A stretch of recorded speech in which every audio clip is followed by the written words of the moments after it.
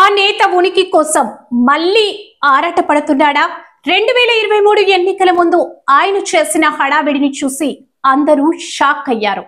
ఆయన ఇచ్చిన హామీలంతా ఇంత కాదు. రాజకీయాల్లో ఉన్నా లేకున్నా ఆ నియోజకవర్గ నిరుద్యోగులకు ఐటీ కంపెనీ, ఇంటర్, డిగ్రీ కాలేజీలను నా సొంత నిధులతో కట్టిస్తానని ప్రజలకి హామీ ఇచ్చారు.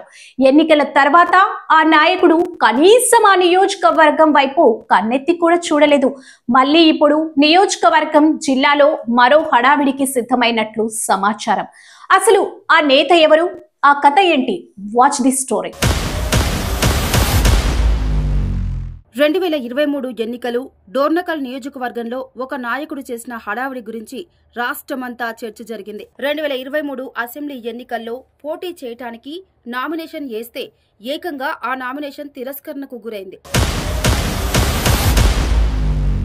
ఆ నేత ఎవరు అనేది ఇప్పటికే అందరికీ అర్థమై ఉంటుంది. ఆయననే నానవత్ భూపాల్ నాయక్. 2023 ఎన్నికలలో భూపాల్ నాయక్ చేసిన హడావిడి అంతా ఇంతా కాదని డోర్నకల్ నియోజకవర్గం ప్రజలు అంటున్నారు. పదుల సంఖ్యలో బౌన్సర్లు, వందల సంఖ్యలో వాహనాలతో ఎన్నికల సమయంలో ఆయన చేసిన హడావిడిని చూసి ప్రజలందరూ ఆశ్చర్యానికి లోనయ్యారు.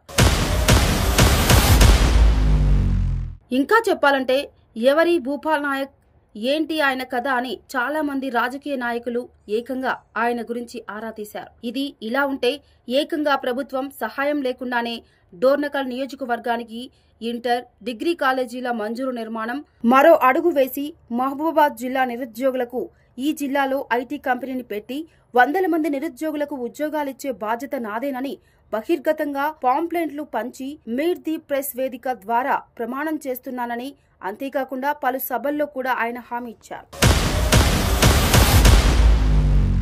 రాష్ట్ర వ్యాప్తంగా 100కు పైగా మార్ట్లను పెట్టి మహబూబాబాద్ జిల్లా రైతులు పండించే పంటలు, కూరగాయలను సేంద్రియ వ్యవసాయాన్ని ప్రోత్సహిస్తూ రైతులను రాజు చేయటమే తన లక్ష్యమని జిల్లా ప్రజలకు హామీ ఇచ్చారు. అదేవిధంగా కందికొండ గ్రామంలో తనకున్న 100 ఎకరాల వ్యవసాయ భూమిలో సేంద్రియ వ్యవసాయం సాగు కొరకు 100 మందికి ఉపాధి కల్పిస్తానని హామీ ఇచ్చారు. అనేక హామీలు ఇచ్చిన భూపాల్ నాయక్ నామినేషన్ తిరస్కరణ గురైన తర్వాత కనీసం డోర్నకల్ నియోజకవర్గం వైపు చూడలేదు. ప్రజలకు ఇచ్చిన ఏ ఒక్క హామీ కూడా నెరవేర్చలేదు. ఇదిలా ఉంటే కిసాన్ పరివార్ సీఈఓ పేరుతో డాక్టర్ వివేక్ జిల్లాలో పలు కార్యక్రమాలు నిర్వహించారు. భూపాల్ నాయక్, డాక్టర్ వివేక్ మధ్య ఏం జరిగిందో తెలియదు కానీ ఏకంగా ఆయన కిసాన్ పరివార్ సీఈఓ పదవికే రాజీనామా చేసి వెళ్లిపోయారు. దీంతో జిల్లాలో ప్రజల మధ్య భిన్న చర్చలు జరిగాయి. ఇలా అనేక హామీలు, 100 కార్లు, బౌన్సర్లు చేసిన హడావిడి చూసిన డోర్నకల్ నియోజకవర్గ ప్రజలు భవిష్యత్తులో తమకు ఎంతో కొంత సాయం చేస్తారని చాలా మంది యువత ఆయన వెనుక తిరిగారు. కానీ ఆయన మాత్రం కనీసం నియోజకవర్గం వైపు, నిరుద్యోగం వైపు, ఇచ్చిన హామీల వైపు కన్నెత్తి కూడా చూడలేదు.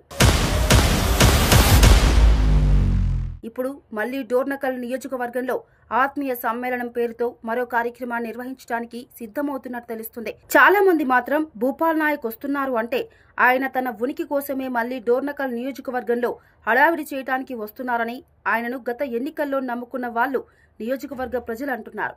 మరి ఈసారి 2023 ఎన్నికల లాగానే హడావిడి చేసి వెళ్లిపోతారా, లేకపోతే ఇచ్చిన మాటపై కట్టుబడి ఎంతో కొంత చేసే ప్రయత్నం చేస్తారా?